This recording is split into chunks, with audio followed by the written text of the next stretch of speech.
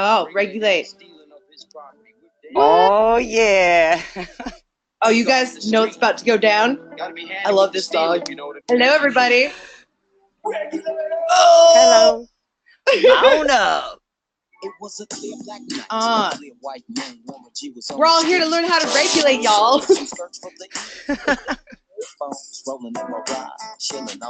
Industry regulation. We've got Courtney, Crystal, Elizabeth, Kristen, Lori, Victoria. I fucking knew it. I mentioned this earlier to Christie. I was like, what do you want to bet that everybody that actually shows up are people that, like, we all know are legit serious about their businesses? Right. And that's literally who we have. People that are like, oh, it's just around Christmas? Fuck that, I'm jumping on. I need to regulate my business. Yeah. I'm excited to be doing this talk with you guys. Okay. So, before we get started, I should do a quick introduction because this thing is going to be recorded and available. Let me double check to make sure this, yep, it's recording. Yay! I love the fact that this has an auto record function now. So super quick, for those of you guys, if this is a first time talk or podcast webinar type thing with me, welcome. I'm your host, Maggie Christina from Grassroots Business Consulting. And the deal is we're going to be doing a little bit of a panel chat with Christie Malt here from I almost called you, oh my God, I almost mispronounced your business name, Christie. Please allow me.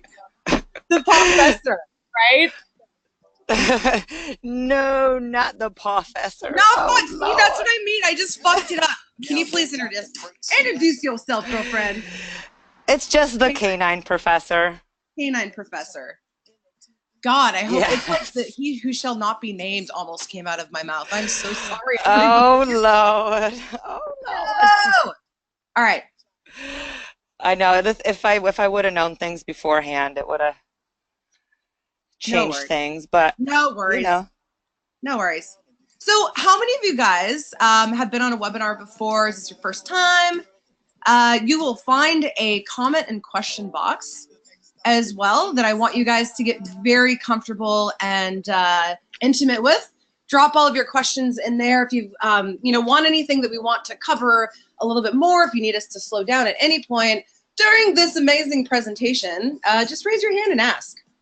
We're both pretty flexible, easygoing ladies, so we'll take our time this morning.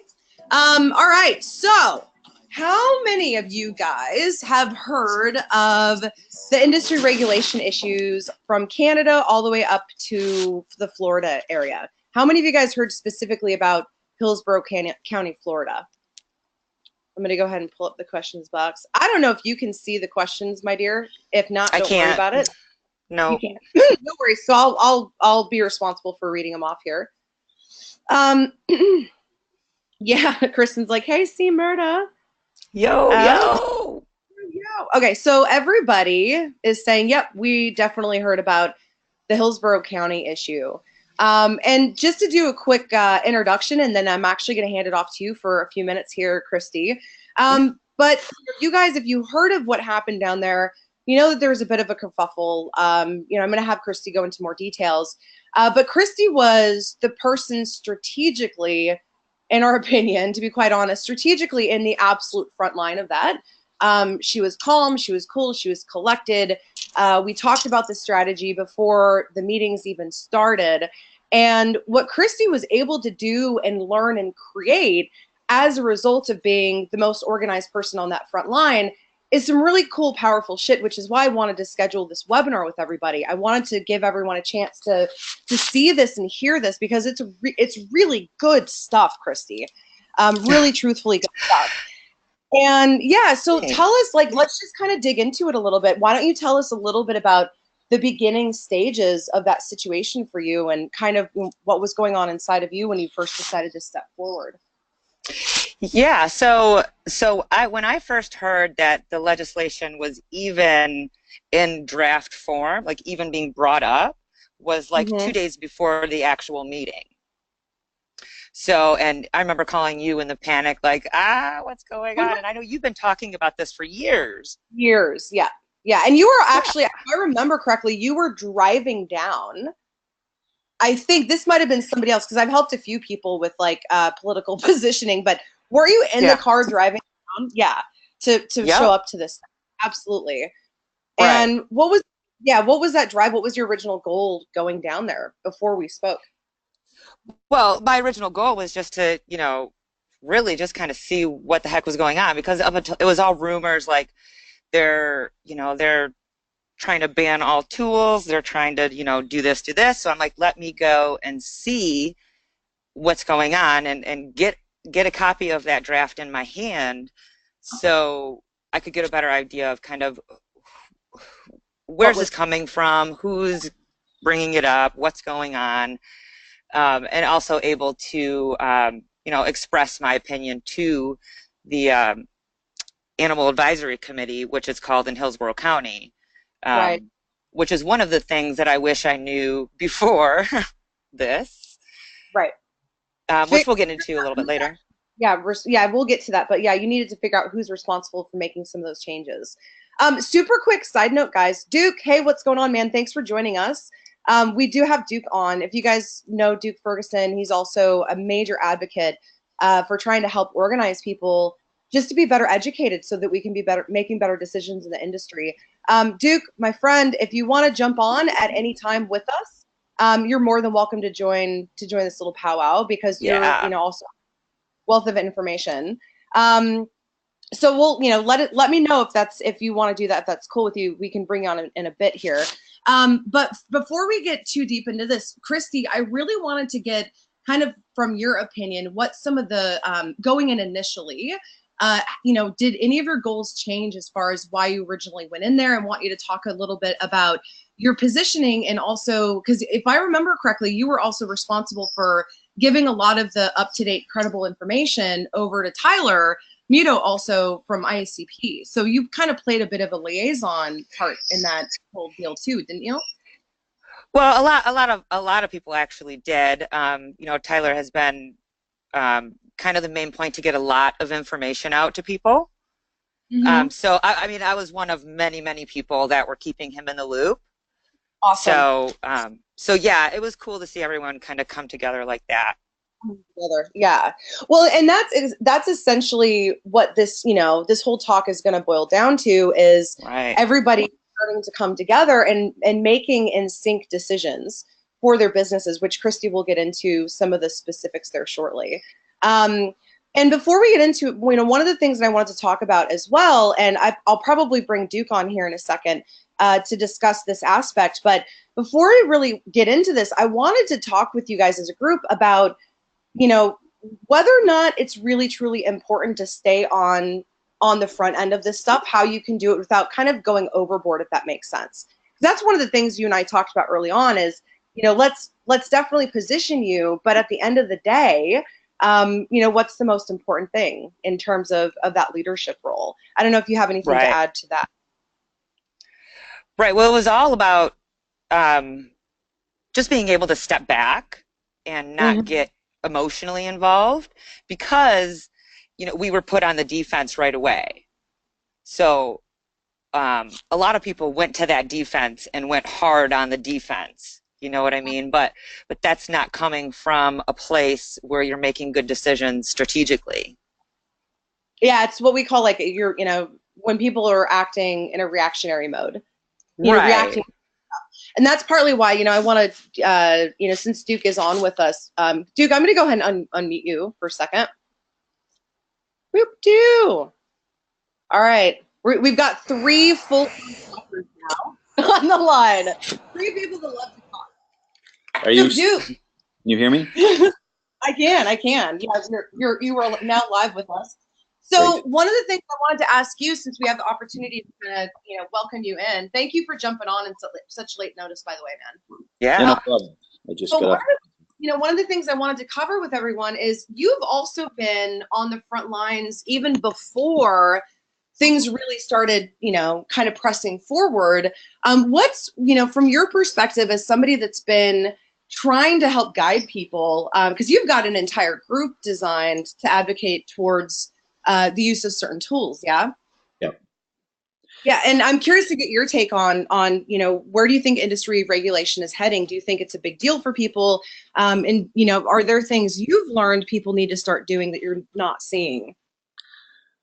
I think that things are probably going to go that way in the future. Mm-hmm. The reason I say that is because you look at there's so many organizations that are trying to put forth certain standards, but standards for training and standards for things, but there is no standard for what is a dog trainer. So how can you put standards in play, when there's actually no true, certification standard? I mean, there's lots of organizations with amazing standards per se and certifications per se, but there's such a big conflict in that it's just a dog's breakfast. And how can you take, if you don't have that set up, then how can you regulate anything else in a sense? But I do see it. I mean, it's popping up here and there all the time right now in Canada. But the problem is, it is sad. You guys mentioned the first thing you guys were in Florida we're talking about, because I just jumped on, but everybody was thrown into defense. Unfortunately, it's too easy for that to happen, because with the conflict or the tribal fights, I call it in the industry, with positives versus pressure people. It's like religion, for goodness sakes. People, nobody's been killed over it yet that I don't think of, but it's probably coming down to that, the way the world is going. Right. It's brutally sad because, trainers in general, I mean, the majority of us have some control freak issues sometimes, and then whatever, but I don't like to see the other side, it's so funny because I've been doing this all my life. I have been criticized for using positive reinforcement in food by some pressure people. Not often, but it has happened. And then the flip side, definitely, I've been criticized or abused, you'd call it, by the so-called all positive people. And I look at it, I'm like, holy cow, people.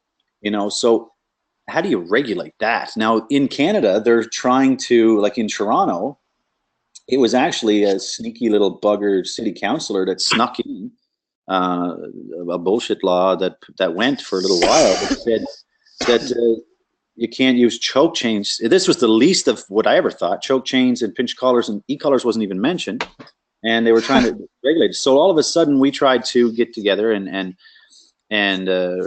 get that reopened for discussion and try and get that changed. And it wasn't until and our efforts, it worked, but it was with help of some people in the service dog industry, because people with service dogs, now we're talking medical issues, right? Now we're talking people's lifestyles that can't take their service dog in public because it's got a choke chain on and yada yada. But so we got opened up. But the long story short is there's a new group of people that, and I'll be honest, they're a one-sided sway on the tribal fighting on the positive side. There's a couple of people on that board are actually one of the reasons I became a professional dog trainer, because they told me to put my dog to sleep if the clicker training wouldn't work. So they're on this, and there's an agenda, but they're trying to create a federal legislation of like a service dog act, right? And this is like there's a bunch of people. The people I've been approached by are more of a balanced. I don't know how I didn't get informed when this was developing, but well, I actually know why.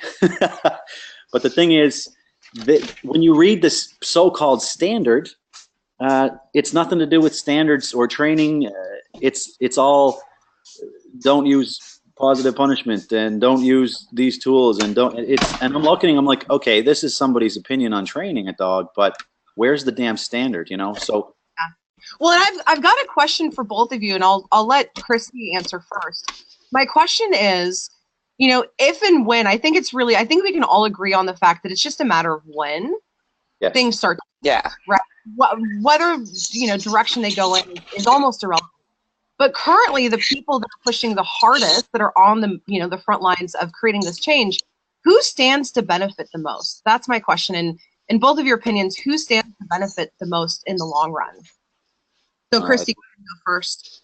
I love you. Who benefits from this legislation? Yep. Well, there's only one community that really, the way that the original draft in Hillsborough was worded, I can get in a little bit of details there, but it was painfully obvious who or what group put this forth. what it showed us was they've been doing this for years. You know, we're just now catching up. Yep. Did that answer your question? I don't think I answered your question. Well, it's a start of a question for sure. Because, I mean, one thing is absolute certain, and like you mentioned earlier on, I've been talking about this for years. These groups have been working, chipping away at the political, like the actual political side of this for probably going on a decade now. Yeah.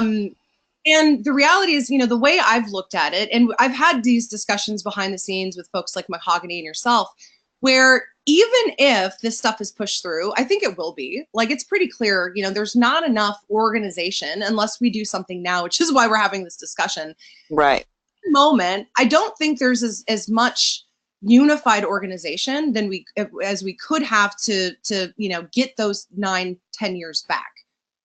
As far, you know what I mean? So assuming that things go forward, who's really going to benefit? My belief is that I think everybody's going to end up in a deficit. I think that even the positive trainers, because the problem is, while this has been going on, nobody's actually fixing any of their businesses, which we'll get to at some point. So do you feel like anybody's actually going to benefit? Do you think that the positive community is going to really benefit from this stuff in the long run? I don't think it's the purely positive people as a group that are it's the one sector. It's the force-free only, never look at your dog cross-eyed. The extremists. The extremists. Right. The purely positive people have a lot to lose in this as well. And that's why I was interested to kind of delve into that, because that's a conversation I have not yet seen arise out of all of this. It's like, well, wait a minute, who's really, you know, is it really going to benefit anyone in the industry? What are your thoughts, Duke? Well, first you got to look at which way it goes. Who's it going to benefit if it goes one-sided with the people that have been pushing for years? It's not going to benefit anybody, I don't think, except the emotion of the posse people. They'll be satisfied because they don't have a problem killing a dog, death before discomfort. From my experience, I mean, you got to understand, it's not the reason. It's one of the reasons I became a professional trainer. I came from the wildlife, hunting and police canine. So there was none of this controversial bullshit. Now in pet training, it's like, wow. And that's where I have that balance and open-mindedness to be able to say, well, look, we got to get educated and come together because opposites are complementary. The problem is everybody's not opening this up. It's more of a bash. There's nobody going to benefit from this. You're going to see that there's limitations in what people can do with the dogs because of the lack of tools. I mean, who's going to benefit from that? You're going to see more dogs get put to sleep. So veterinarians with with their getting paid to kill dogs, maybe they'd benefit from it. Or, but no, I don't see any benefit from it if it's a one-sided case. Now, if there was proper neutral, open-minded, some sort of thing put together, you know, that did create, what would you say? I may be a little biased, but if the truth was actually put into play, you know, the balance of both, like modern day, the real world stuff, Mother Nature, then everybody would benefit because everybody train whatever damn way they want to, and if they're limited, they could get help from other people instead of fighting back and forth. So you got to ask yourself though too, why are these specific one-sided extremists the ones that have been preaching for 10 years instead of us? You know, damn good question. Well, it's probably because over the years, if you're limited and you're closed-minded, you're limited in your capabilities. When you're limited in your capabilities, you're limited in what you can actually do. And then when you actually have eyes to the internet and the world and you're seeing all kinds of other people, and this industry is a huge increase in dog trainers around the world, and now you're losing business, you're not very busy, and you're actually frustrated with your own result, but you're too damn closed-minded to open up and learn. You know, it's like somebody bitching about how they're overweight, but they won't go and do a damn thing about it. Well, you know, shut up. You know? Take action. Yeah. Well, seriously, it's people bitch and whine all the time about, oh, I need a job. And if I say, well, there's a job down here, you can start tomorrow at the drive-thru at McDonald's, and they're like, oh, I wouldn't work there. Well, you don't need a damn job. You know, open up. start working and then grow for something better. But the thing is, why do you think that they've been preaching and getting organized for 10 years or more? It's been a lot longer than that, Maggie. But yeah, yeah, no, I agree. I think but it's not as many people as we think. I don't think it wasn't as many people as we think. The thing is, there's a movement of brainwashing and getting people scared. And even good people that are open-minded are fearful to express their opinion without backlash. You know, it's becoming a big thing. Like it's ridiculous. You know, and then a lot of them actually, to be honest with you, some of them are a little hypocritical. Some of them preach ban, ban, ban, and this, that, but also they use the stuff behind closed doors, right? Yeah, I've seen a lot of that. Yeah. Victoria said 1973. They've been banding together since 1973. Probably. Yeah, and Lori says, yeah, when is all of this going to actually focus on benefiting the dogs? It's a great question. Right. You know, there's two things I feel like as an industry we've forgotten about. The first thing both of you guys are hitting on, it's like focus on your business. I think that's number one. If you have a strong business, you're less likely to be in survival.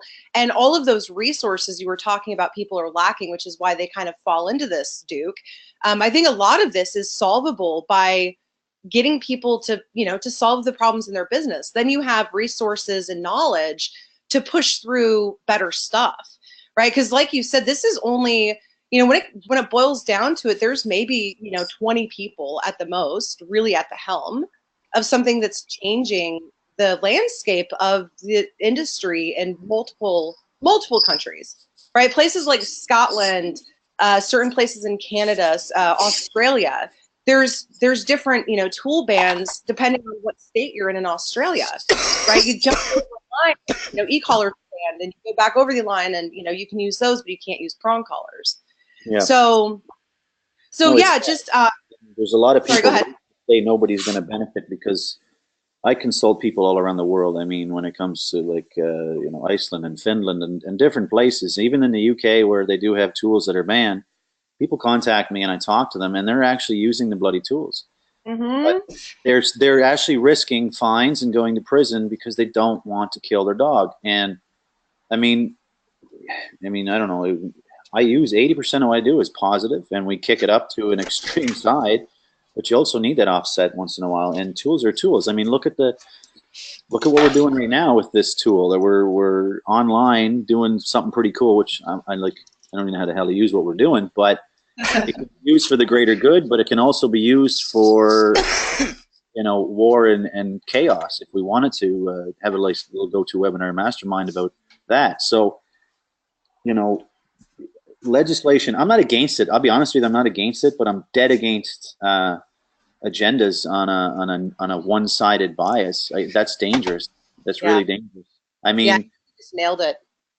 I'm not against regulation either, as long as it's coming from a neutral place where the right people are, kind of at the head of this. That's why we need to get different people into leadership, situations.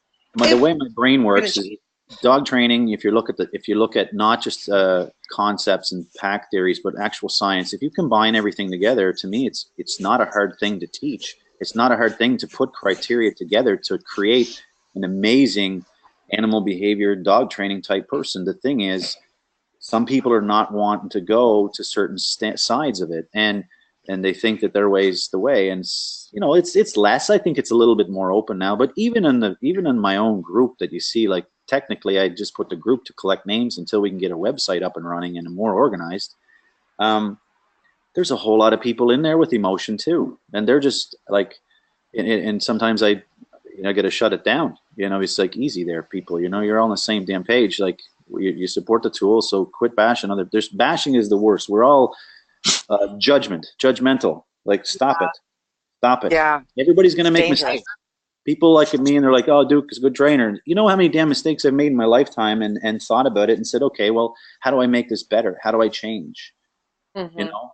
So I've immersed myself like with purely positive training, and it's a beautiful, beautiful thing when it's done right in certain situations. It is, and I do a lot of it. But I've also brought up from the old world, with, Mother Nature. It can be fucking brutal. Excuse my French, but it can be. And it's real. It's not me. It's not my concept, my theory. It's Mother Nature.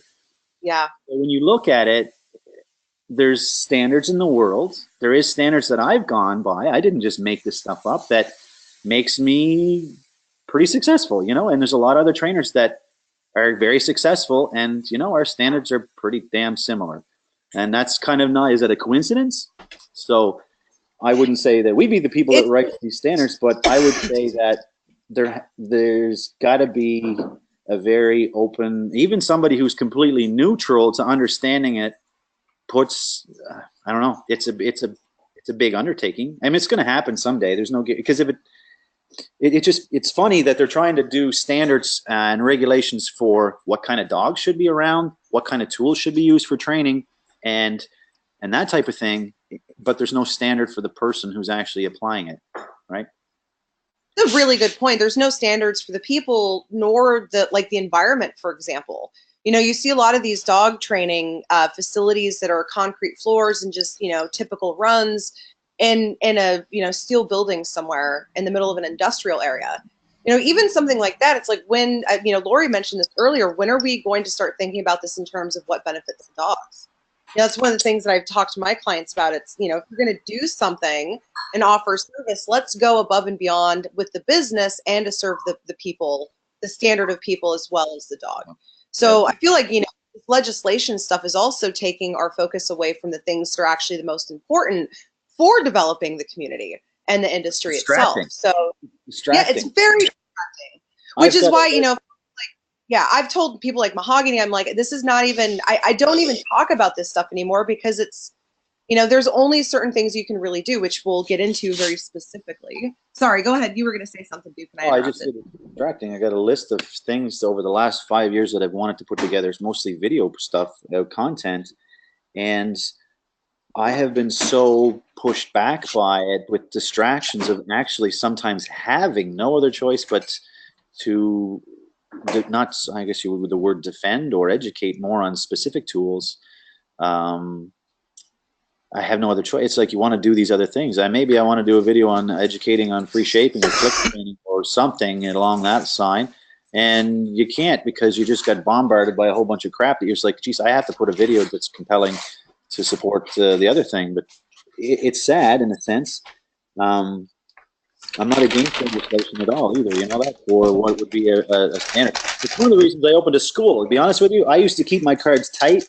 I used to keep to myself and just do my thing and focus on my business. But now I'm realizing, though, the more the world is the way it is, that how can you focus on the business if you don't open up and educate, because your tools may be gone. And I can, you know, I've had some discussions with some pretty prompt trainers that use these tools. And my question, you know, what are you going to do when your tools are gone? I mean, I've been training since I was 12 before these tools. Like, I train a dog with a stick. Is he going to be the best as he is now? No, but I can still do it. You know, the thing is, I don't want to lose these things. I don't. I just I don't want to handwrite letters and go to the post office and stand in line and mail them back and forth to communication. I'd rather push a button and send a text that's pretty quick and be effective. And you know, it's just important that trainers get together and understand the science of things. And I think if you had a decent, a really good open standard, then people can still say, well, I don't want to do that. I'm just going to do this. Well, that's fine. You're just going to limit. It's kind of be the same way it would be now.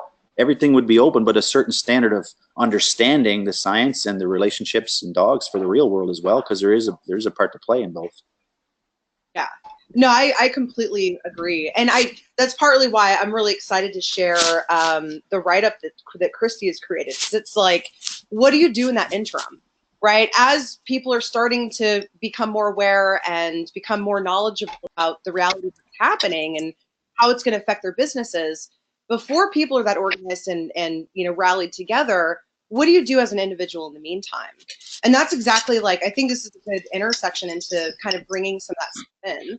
So what I'd like to do, everybody that's on right now, whether it's live or if you're listening to recording, you will see a spot where it says handouts. And in those handouts, I want everybody to get this downloaded so it's in front of you. You're going to see it's labeled leg disaster, right? Legislation disaster PDF. Let's go ahead and have you guys open those. And I'm going to have Christie do her talk through, because there's some really specific cool things Christie came up with to help you guys, kind of in this interim, this awkward, the awkward in between time, right? And yeah, let's go ahead and get that piece of the conversation started. If you guys have questions as we're going through, just post them up in the questions box. I'll get to them. Duke, thank you so much for jumping on with us. If you're interested, if you want to hang out to the end of Christie covering this, if you have anything else to contribute or add in, I would love to keep you on if you've got some time. Yeah, I'll hang out. I'm just cooking bacon in the background. Bacon! Cool. Canadian bacon, baby.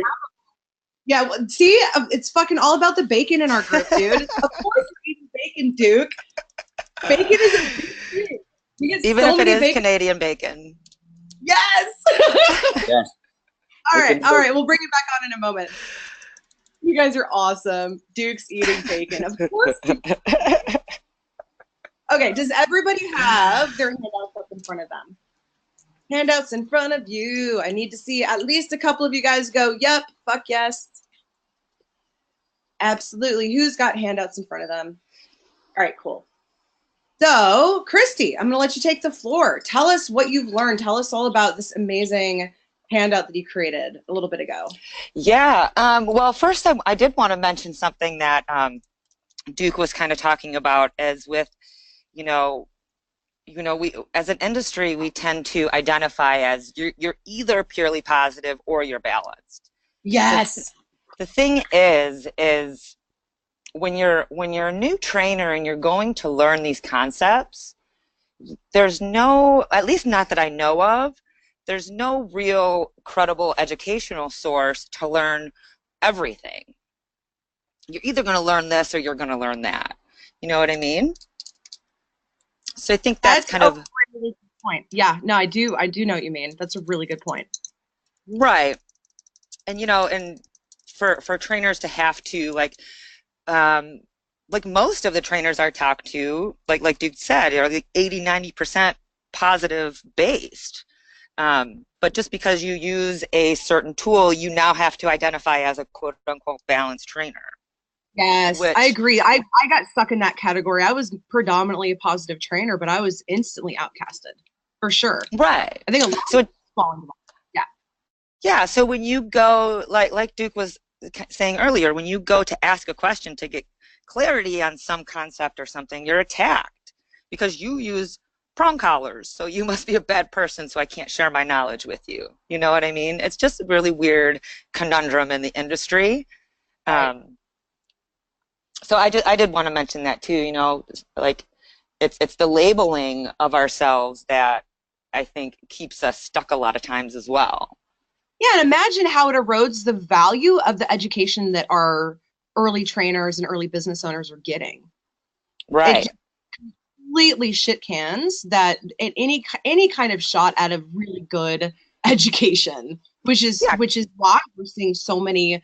It's almost like the regulations are becoming necessary just because the system and the current environment is breeding, worse and worse people.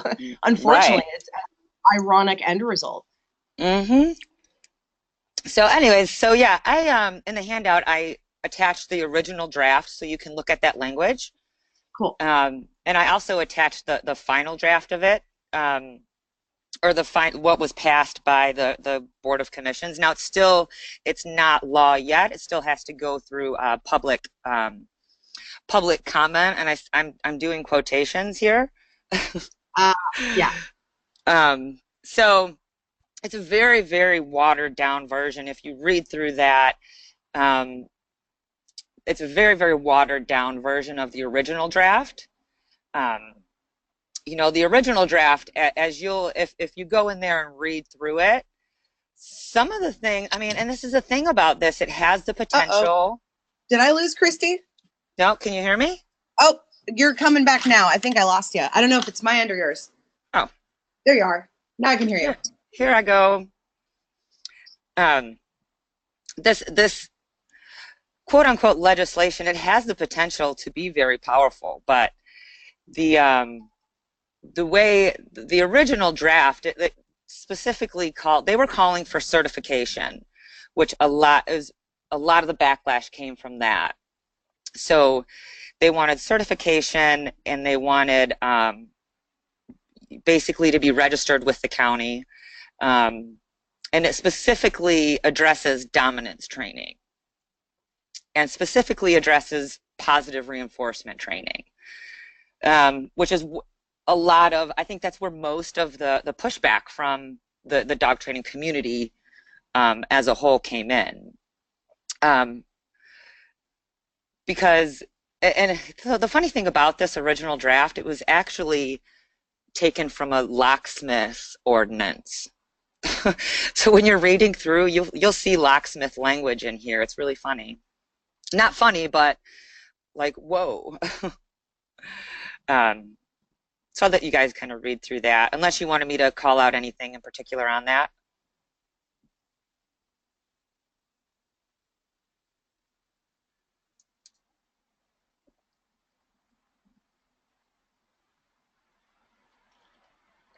Hello, did we lose Maggie?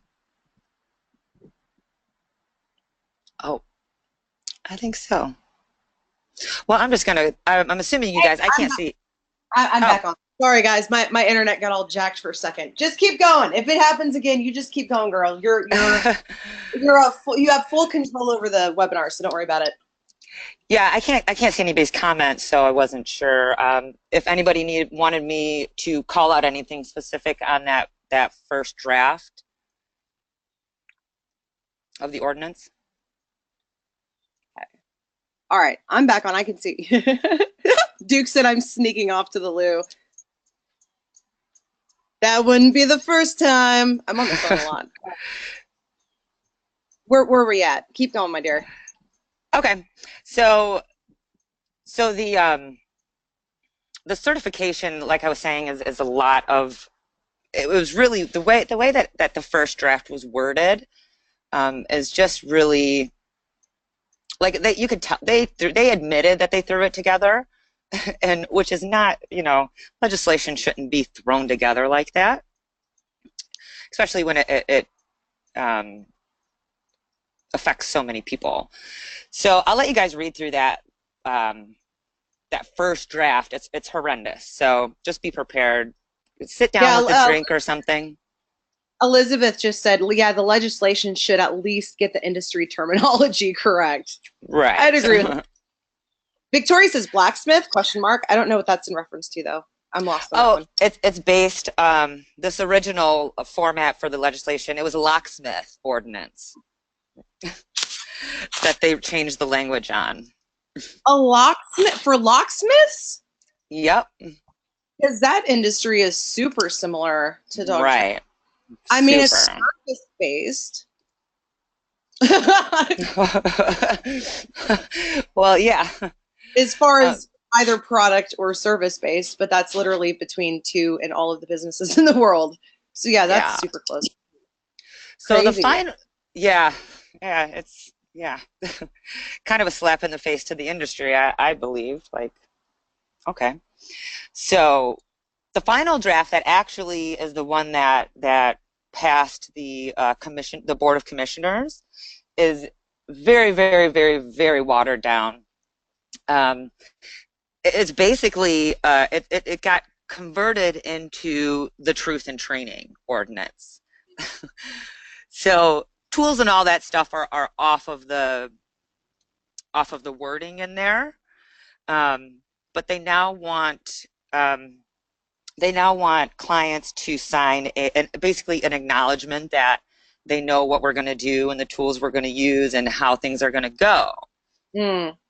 The other big thing that this ordinance accomplishes is a training plan, which surprised me that I won't say a majority, but some of the trainers that I talked to through this process, we'll get into this specific later, but a training plan is basically what this ordinance calls for. The dangerous part to this is, it creates more work for us as a business, which is fine. It is what it is. but we have to basically send the Pet Resource Center, which is our animal control in that county, we have to send them our training plans for these dogs, which include what they're in training for and expected timeline and all this stuff. The danger in that is, okay, now the county knows that you have an aggressive dog, let's so to speak. Like, where's that going to be used against my clients? Do you know what I mean? Yeah, and also, where can those training plans be used against you as a business owner and open you up for, you know, potential lawsuits? There seems like there's several complexities there. Right, because now we have to keep these for 4 years. It's not a document between me and my client anymore. Right. The courts can pull that in, and it's very, very dangerous, that part of it in particular. You know, training plan is one thing, but to be required to send that to the county, I think, is the dangerous part. Especially when the county isn't even knowledgeable enough to understand terminology. Like, that just, yeah, it's interesting. I want to, there's a couple of comments and questions that are coming in too. I want to for you. So Kristen actually had a really interesting addition. She said, one thing I wanted to mention here too, there's several quote unquote business consulting companies that are backed by the ones behind the legislation. It goes deep as fuck. Yeah. And it's interesting because I've also noticed those connections. That's kind of one of the catalysts, I think, for me early on. Like, my goals and everything have changed in the last 4 years, but that's one thing that I, you know, put 2 and 2 together. And I was like, you know, we really need to have a moderate business consultant in the industry, because they're right in the sense that it's ironic, right? Look at it. They're providing business consulting only really on the positive side for longer than we've been implementing it and the balance side. And it wasn't really until I, you know, reared my head and started screaming and hollering about dog businesses that we finally started bringing some of that focus over. But that's another one of those insidious things. It's like, there's something to be learned there. There's a reason why they're focusing on business and marketing, because look at how much further along they've gotten. Yeah, well, and they have plants everywhere now. They've been working on getting some of the people in positions of power to make these decisions and sweep things under the rug and all this stuff. I mean, it does go really deep. Yeah. And Duke also mentioned about, you know, in terms of how they were going about organizing this. And he says, fail to plan is a plan to fail. And I agree. Like, this plan there's really not a plan. Just sharing a training plan is bullshit. But yeah, right. Yeah. And he said, but it is good to have a plan, because plans sometimes have to change. And I agree. Like, I am all for documentation. I think just as an individual focusing on your own business, that's when patterns emerge and your own creativity by keeping close track of what's happening around you is a fucking amazing asset, but not when it's being controlled and manipulated by somebody that has no fucking idea what you do for a living. Right. Yeah, it's that Deming cycle. Yeah. How are you gonna right? How are you gonna implement small bits of change? So yeah, keep going into this stuff, because I know, you know, we still need to get through I think it's 5 different things you've outlined for everybody. Yeah, so yeah, the biggest things, I mean, these are things that I kind of wish, you know, I wish I would have known before that. Before this came up, I was like, ew, politics, it's yucky and blah, you know. But going through this process, like we can't keep, as a professional community, we can't keep ignoring this. Because it does run deep. I mean, I believe that some of the people that got this thing to go through were planted by them. And that's just my conspiracy theorist mind. But there was actually some evidence to make it look like there was not, like, the issue that was used as the fire to spark this thing was like a false story, potentially. Yeah. Wasn't that so? Like, we don't have to get into those details because it's not like the court of law. I don't want to necessarily assume anything, but it's more chances than not that the whole thing that precursed this was a fabrication. So that's, again, it's very well organized, very well thought out and manipulated. Right. Well, this whole piece of legislation is targeting the wrong people, really. Right. A majority of these deaths. Sorry. Okay. A majority of these of deaths that are happening are not with dog trainers. They're in dog facilities, which stopped being, coincidentally stopped being inspected I think, I forgot the exact number, but it was over 5 years ago that they stopped inspecting these places. That's where these deaths, so it's targeting the wrong people in the first place. But so I don't want to run out of time here. So I don't, like, the stuff that I wish I would have known is I didn't even really know there was this whole board of commissioners that, the way that the whole government works, because my head was so far in the sand, because somebody else is going to take care of it. I just need to run my business, right? Yep. So getting to know your local commissioners, I'm not in Hillsborough County. I'm in the neighboring county. So I know now my local commissioners now where I am. You want to get to know those people. Those are the people that are calling the shots. So get to know them, get to know their aides, and you can call any of them. I mean, it's you're voting them in office. Remember, you can vote them out of office as well. But getting your face in front of these people and having them realize that, okay, maybe there is two sides to this. Because the other side has been nurturing these relationships for a long time. It's time to show the powers that be, so to speak, that you're human and you are making a difference in the community, and you do have value. And Duke adds, he's like, educate them, develop a relationship and educate these guys. Lori also had the question, and she said the frustration comes with the ignorance on their end, but the ignorance has money and power behind it. Right. Do they have government backing? That wouldn't surprise me. Here's the thing. The answer is yeah. The way you get government backing is by doing exactly what Christie just told you to do. That's how you get government backing. That's how you lobby and liaison with the people that are actually going to be responsible for pushing through decisions.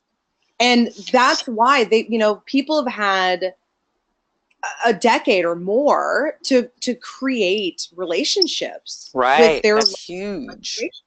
Yeah. So you need to get, if you're going to be on the forefront and know what's going on, then yeah, that's a part of it. I will also mention, as we're going through this, you have to do all of these steps, right? I want to throw that out because it's not, I don't want you guys just focusing on this and then not doing the other 4 things that Christie's going to. Right. So I just wanted to kind of throw out like a cycle, that whole Deming cycle, like you mentioned earlier. You can kind of apply a little bit of all of these things. Don't overdo it in one area. Definitely start the relationship, and it starts with a phone call. Yeah, the relationship is so important. You need to show them your value, and you need to let them know that you are a professional in the community. And so when other things come up, they might say, oh, that Maggie, she was very direct. I respect the way that she dealt with us, because a lot of people will go in there because they are elected officials. They're going to go in there guns blazing. You need to do this and change this and pew, pew, pew, pew, pew. And it's just not. And Duke mentioned that we're responsible. We need numbers of voters. And again, that's how these local commissioners are going to be affected. If you're bringing numbers with you, at least perceived numbers, if you're putting that social pressure on them, that's when you're going to get a better result. So just remember, number one, get to know your local commissioners and their aides. That's number one thing. Yeah. Number 2, I had no clue about either. I didn't know there was a such thing as an animal advisory committee. That's what it's called in Hillsborough County. It might be called something different, but basically it's a committee to deal with animal affairs in your community, whichever that may be called. So what happens is the Board of Commissioners say, hey, let's look into this piece of legislation. It gets kicked down to your animal advisory committee to put everything together and then recommend back to the commissioners. So it's like, again, if you're going to do that first step, you also need to do the second step. Otherwise, like the whole point, right? You're almost acting like as a bit of a bridge there.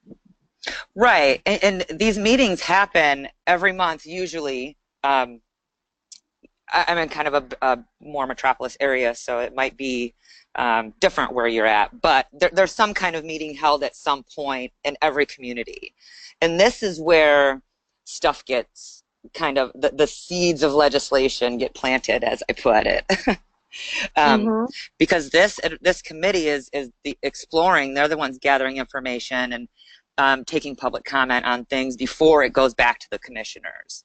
Right. Very important to get to know those people and create relationships with them as well. That's awesome. And, yeah.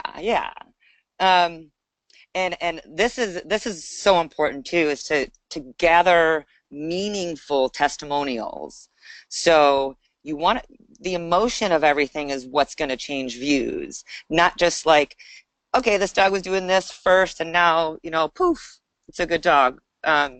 We want to really get our clients into the emotions of what it's like to go from a dog that was pulling on leash and then changing a tool, and now this person can enjoy a walk again. I mean, that's huge.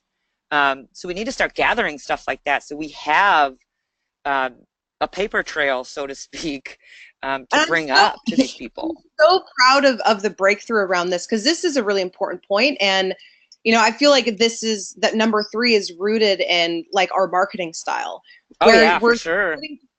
Think about what the actual raw story is for our clients, and what the real results are. Not just like, oh, I taught the dog to sit and stay, but the deeper stuff. And then start to document the actual stories. The stories are always going to be 10 times more powerful than any like just diagnostic logistical bullshit write-up of your training plan. If that, like, and the stories. Yeah. Sorry, go ahead. Yeah, and I don't want you to capture your emotion on it. Make sure this is coming from the clients and the clients' words, right. The people that are in their community voting for them as well. Yes. That's such an amazing distinction. Yeah, and a lot of this does have to do with what the Leadership Guild is learning from you. It does require you to get a little bit vulnerable with your clients, which is a good thing. Oh, vulnerability. The V word. Duke had a question, and I'm going to ask him for a little clarity.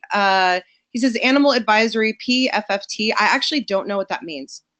Painters, dog lovers, bird watchers, carpenters, but no open-minded, successful professionals. Or is there? I'm like, I don't know. I don't know if I understand what you're asking, Duke. PFFT! Exclamation point. Oh, of course. PFFT. Oh, animal advisory. Pfft. Now I get it. Okay. What does that acronym stand for? Exactly how you talk, man. That's hilarious. I get it.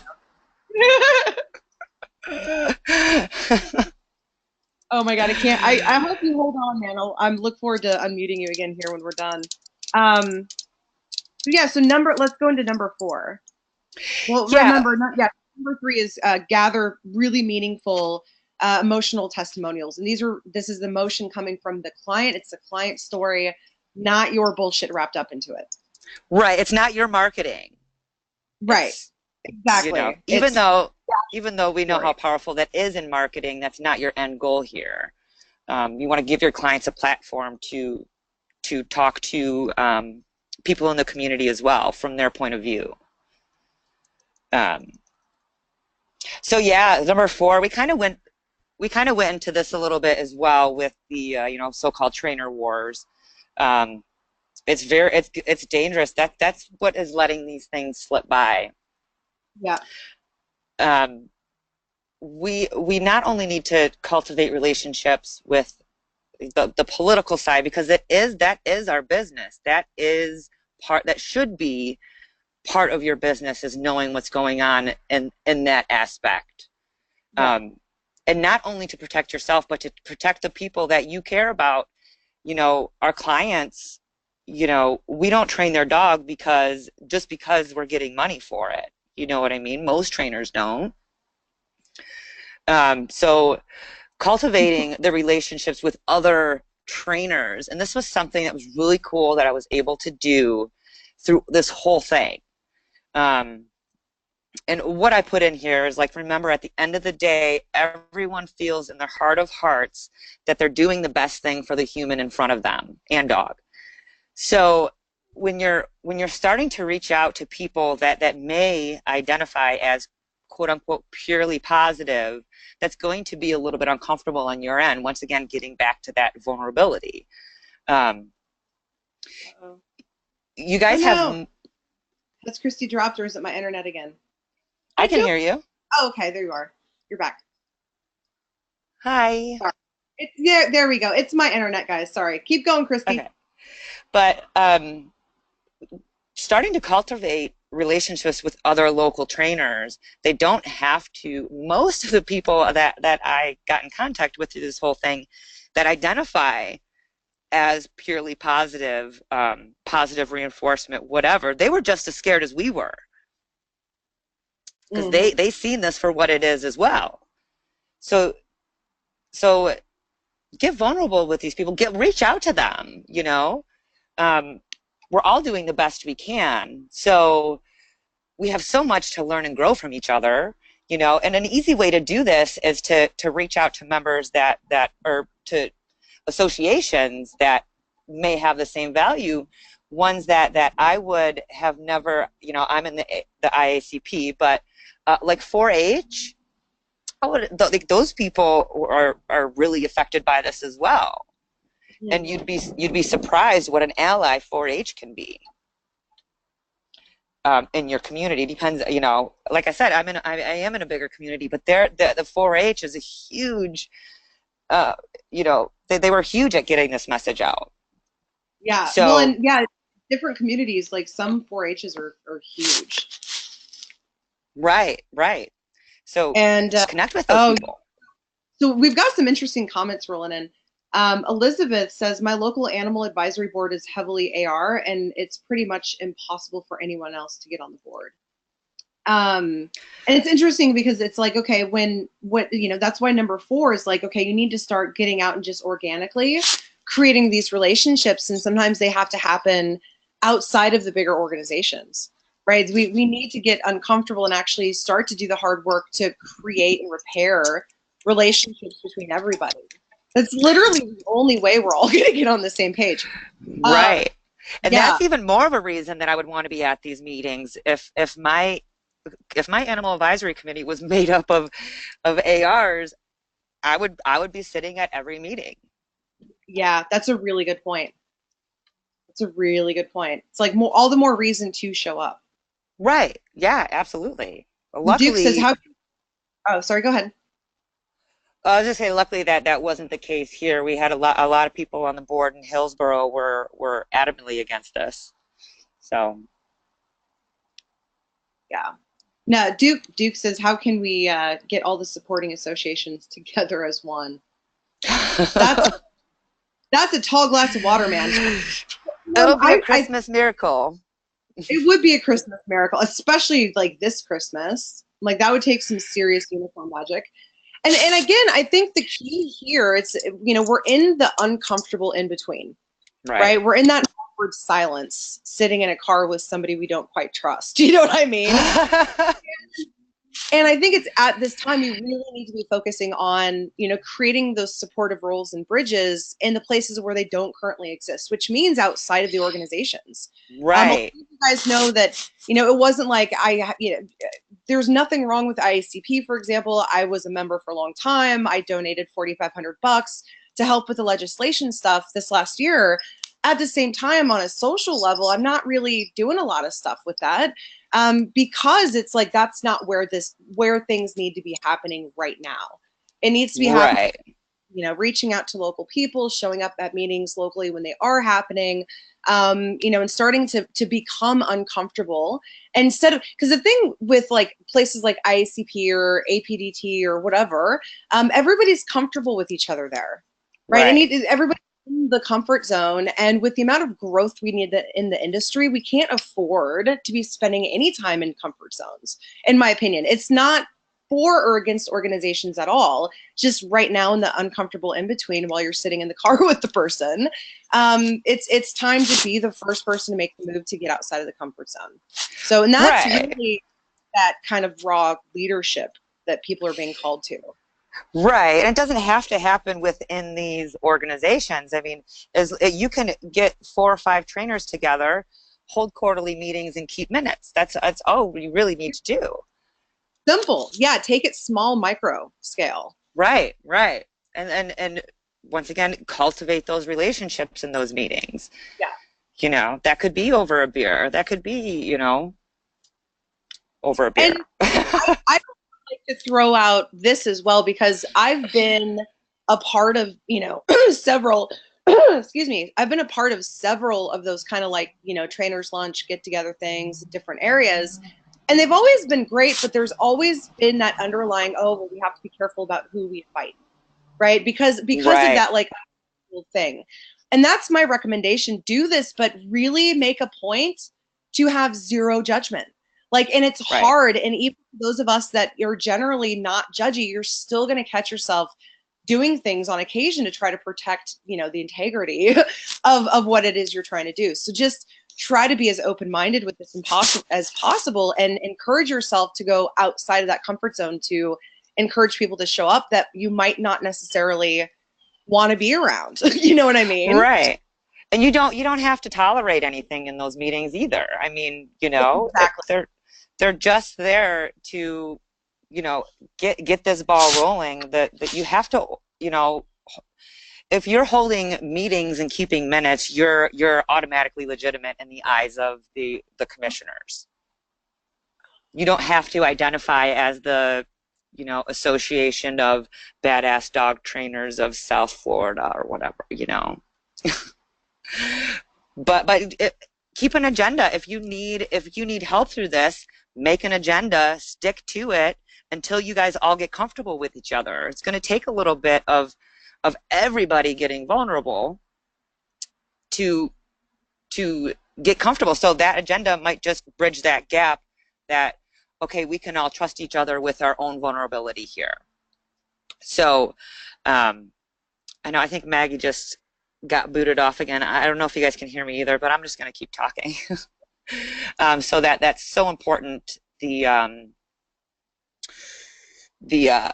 reaching out to other trainers. It doesn't have to be trainers either. They could just be dog professionals in your area.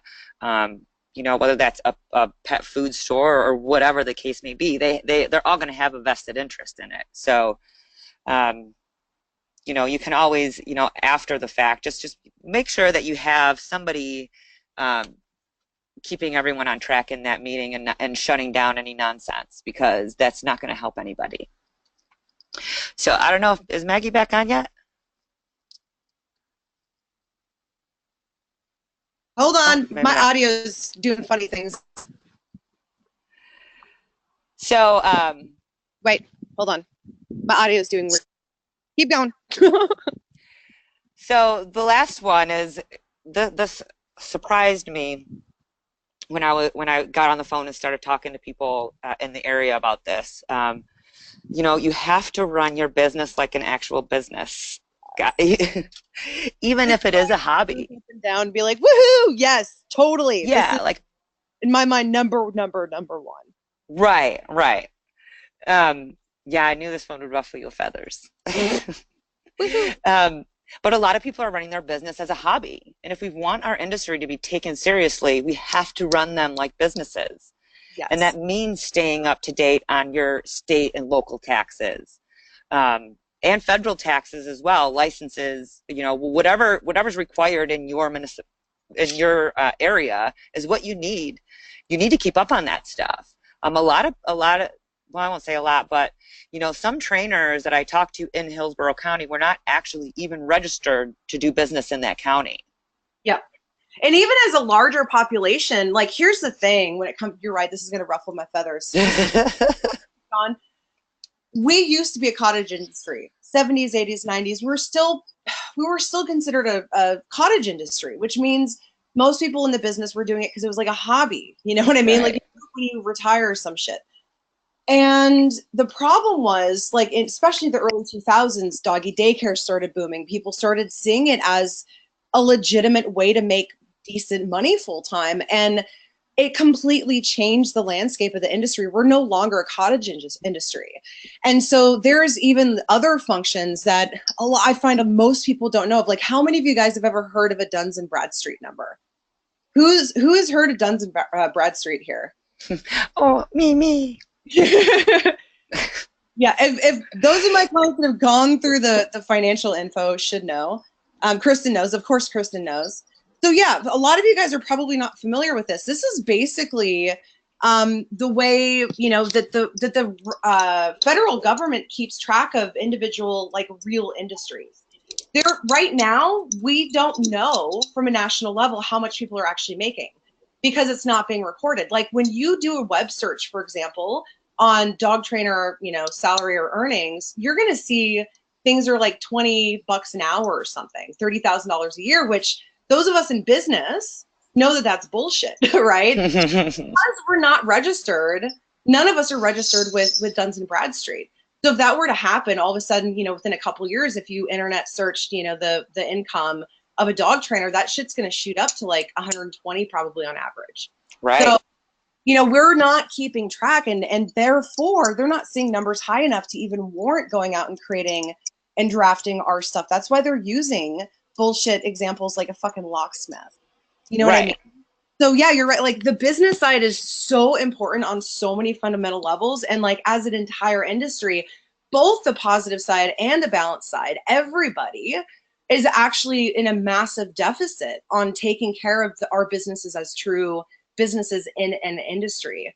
So I think that's the other thing is like, really at the end of the day, all of these types of business changes are going to be hitting all of us, where even the place, you know, the people that are trying to push through the change, they're not even aware of this shit. So very ironic. Right.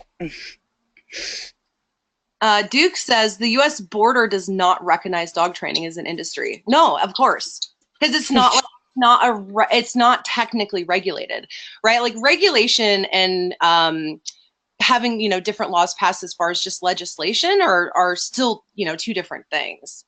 Mm-hmm. But at one point, all of those things are going to catch up because the federal government's going to eventually see what's happening in all these smaller areas, and they're going to jump on it. And that's when like really big shit's going to hit the fan. That's probably like 15, 20 years off though. Yeah. Anyway, business guys, it should always be business time. The businesses, and you know, getting ahead of the curve and being strategic in how you're going to handle this stuff. You know, because we don't want dog training businesses just going away, or them being taken over by pet companies. Yeah. Oh, Lord. I mean, that's the thing.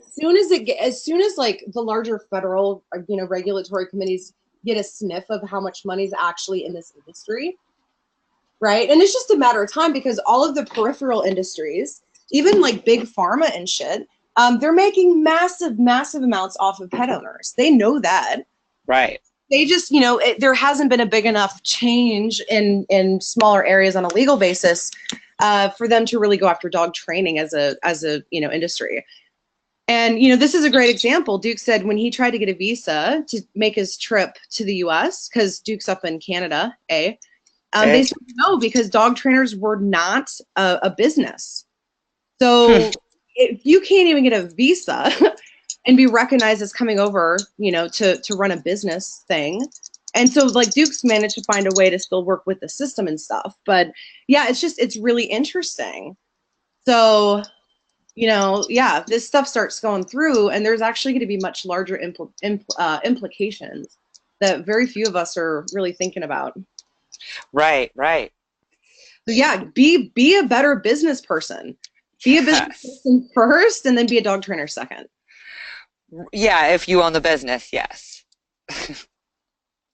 Yeah. And anything else you want to add in there? I was almost going to ask a really snarky question. I'm like, and to those trainers that, want to have the benefits of being a business owner, but they don't want to go out and get vulnerable and do this work. Like, I'm kind of serious. Do you have anything to say to those guys that are stuck in between? Hire a good coach. You're gonna need it. Funny. I didn't even mean to. That was you get bacon points, girl. Yeah. You get bacon points. I want one of those bacon roses that was up on the page the other day. Ironically, every single person in here has somebody as a coach. Yeah. Every single person in here is being coached by somebody. It might not be me, but yeah, everybody has a coach. That's awesome. Oh, that's great. That's awesome. But love that. Of course, like, this is why you guys are all here. Yeah. I fucking called it. I made this comment on the comment section, the last post I made about, hey, we're jumping on in 20. And I was like, what do you bet that, the only people that show up are the people that are the most serious about their business. That's awesome. I love it. I love it. So yeah, the only other thing I wanted to mention was like this was really cool. Like when I sit back and look at it, the way that it all worked out ended up being to our collective advantage, I think, because it shook everybody up to where everyone was automatically off balance and automatically a little more vulnerable and open to other people or other ways of thinking. That it was really cool to be able to talk to like I talked to quite a bit of other trainers in the area, and I don't think anything would have bridged that gap the way that this did. So it's stuff like this. I just wish this stuff would have been in place before, so we didn't have to go in on the defensive, but get these stuff in place, because the offense and being strategic about it is so important. God, yeah, it is. It's crucial. Yeah. It's crucial. And like you said, I think, that's just human nature, isn't it? Is that we wait for disasters to happen, which is exactly why you titled this Disaster Preparedness. Right. Like, when I saw that, I was like, oh, you fucking nailed it. That's exactly what's going to happen is, you're going to have most of the people wait till disasters. And then you're going to have just a few people out there, cough, cough, hint, hint, you guys, that will actually have you have a game plan. And that's right. it. There's all of these things that you could be doing in advance so that when the changes happen, you're like the only one who's sitting in a boat that's not being rocked. Right. So it's huge. All right, let's go ahead and take any last questions. I'm going to bring Duke back on here. I'm going to unleash the Duke. Unleash the Duke. Unmuted. Uh-oh. You are now unmuted, my friend. Lori says, my coach is the best. I wonder who that would be. It's not me. No, it's Kristen. Oh, good. Kristen. And Kristen is amazing. Courtney's also with Kristen. But Kristen is with me. So yeah, this is why we call it multi-level Maggie. Sounds like some sort of a dirty X-rated movie. Oh my God, that's hilarious. Kristen just nailed. She actually beat me to it. She was like, ML, multi-level Maggie. So yeah, anything to add? That was all. Like, I love those 5 steps, Christy. What were your thoughts, Duke? Very good. Yeah. Duke's like, cool. Sweet. You guys have been amazing. Yeah. So I think, just to kind of wrap things up, the big thing, and, I don't know if you guys agree or disagree, but of course I'm going to pitch like, dude, I think focusing on our businesses just as individuals first is so huge. That's going to give you the leadership skills and the resources and the time to actually make a difference. If you're wanting to place yourself kind of on the front lines and, keep control over your own situation. Right. Yeah, I'm not opposed to the legislation. I don't think that, I think we should be creating it as a community. I agree. And the thing is like, the more we get people pre-positioned and you guys are out there developing relationships with the right people, that means actually have a really good, strong shot at creating the actual balance that we need, right? And when those changes start to happen, our influence will be there, right? Like, hopefully our names and all that stuff, we're not plastered all over the place, but that the element of what we're trying to get across is there. So, you know, that's going to make stronger businesses for everybody. And ultimately, at the end of the day, when it, you know, creates even larger platform, you know, more federally regulated as an actual industry, you know, the benefits are amazing. You guys are going to have easier times getting business loans, getting visas to go from country to country. There's actually a lot of benefits at the very end of all of the, you know, coming stuff. So, you know, I wanted to think at the end, like, absolute end result is going to be a really cool fucking thing for everybody. It's just going to be massive growing pains to get there. Yeah, we got to put the work in, man. Yeah, got to put the work in. And my hope is that, you know, by the time it reaches that point, that there is actually, right, the right people have gotten involved. And right now, it's not in that way. Right. But it's possible. Just don't wait for something to shake you up in your community. Yeah, no doubt. Well, and actually, if you guys or anybody's an avid reader, I certainly am. There's a book I recommend by Naomi Klein, and it's called Shock Doctrine. Shock Doctrine. And it's an amazing book where she's taken a look at like political maneuvers over and over and over again, where, you know, organizations that are trying to pressure change will wait for catastrophe to happen. And it's all about learning like how people snake by and actually push changes when everybody is the most distracted.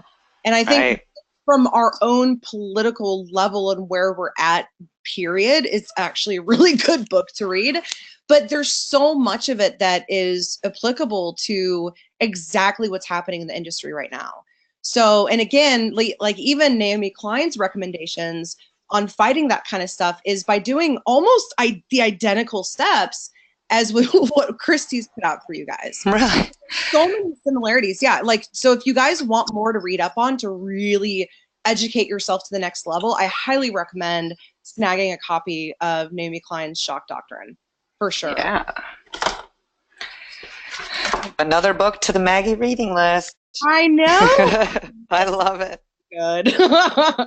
Well, thank you, Duke, so much for taking the time to jump on with us. Kind of an impromptu panel discussion. Yeah. And Christie, thank you so much for taking the time to like create this. Oh, absolutely. And share it with everybody. Freaking awesome. And I'm glad that I recorded this. So this talk is available to anybody at any time, hopefully. Awesome sauce. Well, thank you so much, ladies and gentlemen. Duke, I miss you, brother. It's been a while. I love you, Christie. I love all of you.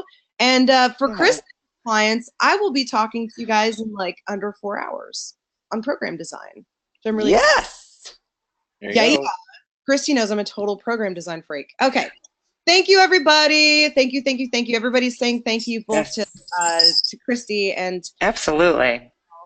So, all right, you guys go have an amazing day. Kristen's clients, I will talk to you guys soon. And to the rest of you, have fun. Happy holidays. All right. Bye, everybody.